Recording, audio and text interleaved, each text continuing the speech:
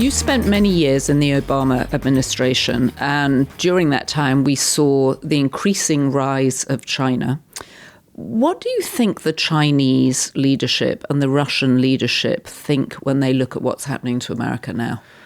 I don't know the Chinese or Russian words for this is so fucking awesome, but that's what I would imagine they're thinking.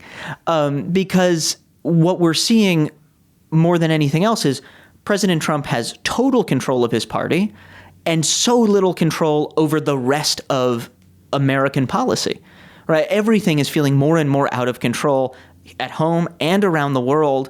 And so you have China and Russia saying, hey, if you're going to do autocracy, go with the people who can do it right. Have people who can, especially China, right? China is going to other countries essentially and saying, if the United States doesn't provide you anything in terms of respecting human rights, democracy, self-determination, if we're all just equal bullies, might as well go with China. We'll give you a better deal because we don't have to get stuff through Congress because we're, sort of unashamedly authoritarian. So take our deal.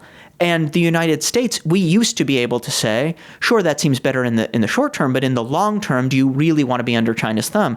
And now we're basically saying, do you want to be under an incompetent? Do you want to be under the thumb of an incompetent authoritarian or a competent authoritarian? And people choose the competent one. So the last 6 months have just been gift after gift after gift to China at a moment when even a really smart, competent president would have struggled to figure out that relationship and how we compete. And sadly, we do not have that president even remotely at the moment. Okay, so a final question. One of the things that I always appreciated about you was you pulled together and were the sort of editor of several of Barack Obama's speeches at the White House Correspondents' dinner, where he excelled in being able to tell jokes.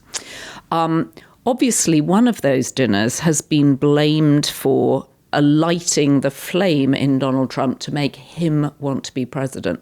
When you look back on that evening, do you think that's a fair analysis? Well, I should say, to answer the implied second question, no, it's not my fault.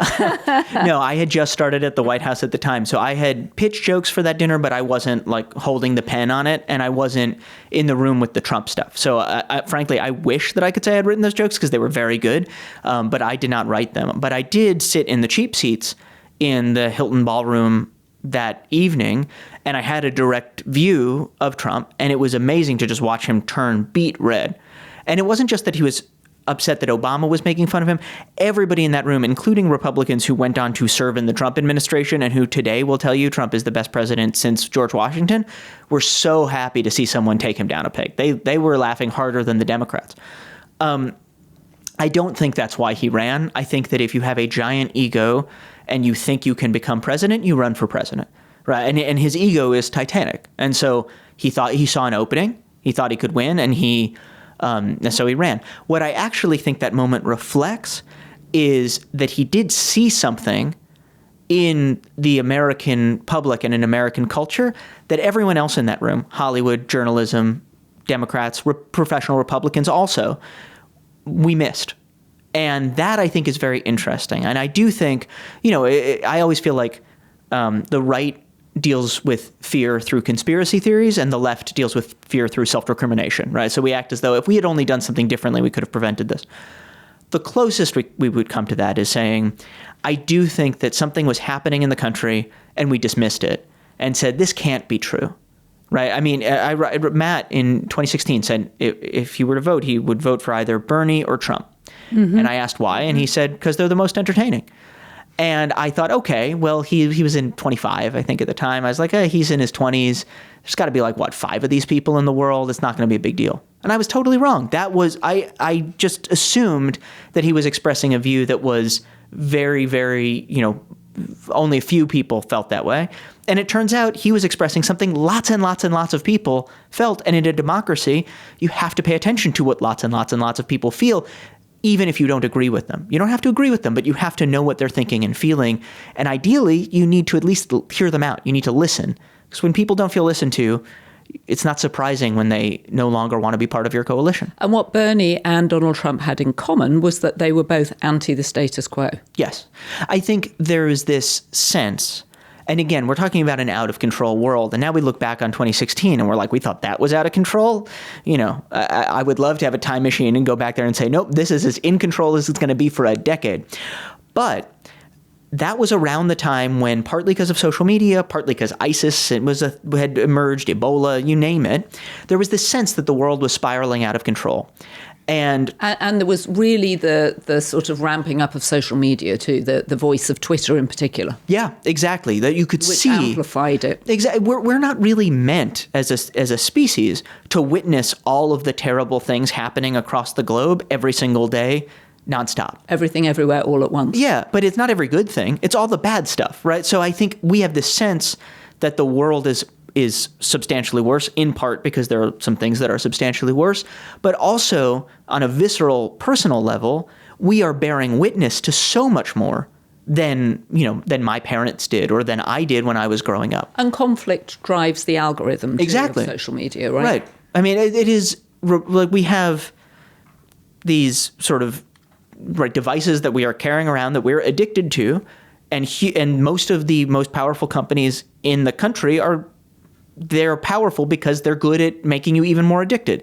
And if you just stopped for a second and said that, people would be like, oh yeah, that seems really bad, right? We might end up electing a crazy president if that happened. Well, yeah.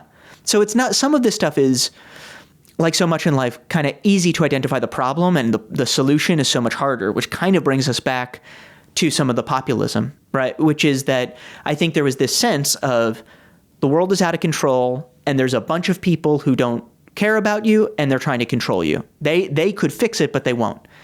And unfortunately, I think that to a far too great extent, Democrats responded by saying, no, you don't understand, the world's out of control and there's nothing anyone can do about it. And if that's your view, and you basically just keep saying it's complicated, it's complicated, it's complicated, it is true, it is complicated. But you have to figure out a better way to talk about it than saying that. And if you're the party of, we really wish we could do more, then I'm not surprised that especially people who are not super plugged into politics say, no, we think you're just not trying hard enough. I actually don't think that's true. I think Democrats are trying really hard, but I don't think that they always message the way that they're trying as effectively as they need to. Well, and one of the things Donald Trump frequently says is, look, it's just simple. It's simple, okay? And he just sort of breaks it down. And of course, it's not actually simple in reality, but if someone says it's simple, it's very appealing. Stephen Chung, the White House spokesperson, recently described me in particular as a blithering idiot and a piece of shit. And one of our frequent guests on this podcast, Michael Wolff, he's described as a lying sack of shit. What people have responded to when they've asked me about it is, can you believe that the White House has coarsened the language so much as to say this? There were many times when we were told off by the Obama White House when I was editing Cosmopolitan and we didn't agree on things, but it was never that sort of visceral level of insult. And I was just curious, when you were coming up with insults for people, what was the most effective way of making people come to heel? Because that's only energized us. I will say Stephen Chung has only been the Energizer Bunny for what we do here, which is independent media. Right. Well, I was going to say, if I was giving Stephen Chung advice, which I do frequently, weirdly, we should have talked about this sooner, but I would say, Stephen, my good friend, Stephen, that blithering is really the problem, right? That's an elitist word. It's got too many syllables. Most people don't use the word blithering. I've never walked around saying, oh, this is, what a blithering television program. It does sound very 1930s, doesn't it? I say, now listen here, my blithering man. Absolutely. So I would say, come join the people and just call, Joanna, call her an idiot, like the rest of us would if we decided to call you an idiot. Drop the blithering. But I do think we're living in this crazy world where disrespect is in, and the coarsening of the language, as you call it, is in. At the same time, I think, and this is one of the things that I keep seeing, we've talked a lot about bubbles in this interview. And what that does basically is it just reinforces your bubble and also the other person's bubble. And MAGA is all about counting on their bubble being slightly larger, which is what happened in the election. It was ever so slightly larger. That was enough to win. I think that's a really bad gamble when you combine it with all the mismanagement and incompetence and cruelty. And so I do think that while I'm sure it gives my buddy Stephen a great sense of kind of momentary satisfaction to be like, oh, Joanna's a piece of shit, right? I think that's that bullying doesn't work when people realize the emperor has no clothes, and we're reaching that moment. So I would say maybe there's a moment to walk it back a little bit, or well, this just says more about me than it does about anyone else. My first question when you said they called you a piece of shit and Michael Wolff a sack of shit is I'm like, how many pieces fit in a sack? And I think that is an important question that the American people need to know from their elected representatives and those speaking on their behalf. Excellent. We are going to end how we began with your book. It's only Drowning. It's got fantastic reviews, and it's one of a 2-memoir deal. So you now have to do something else. You have to learn something else. You have to find some other unlikely person to become your best friend. And I say unlikely with no judgment, unlikely in your own life. What's next? What's the next book?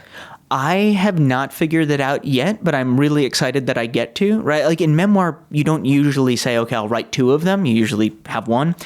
But I love the fact that I am professionally obligated to live a more interesting, frightening, unexpected life than I would otherwise. So you need to take up another dramatic sport, or you need to find another member of your family with whom you violently disagree. Well, maybe both. Or maybe I go totally the opposite direction and take up a truly zero danger sport. I'll just get really into shuffleboard and, I don't see it. You don't see a shuffleboard book? I don't see a shuffleboard book, but who knows? Who knows? This podcast was produced by Devon Rogerino, Anna von Ursen, and it was edited by Jesse Millward.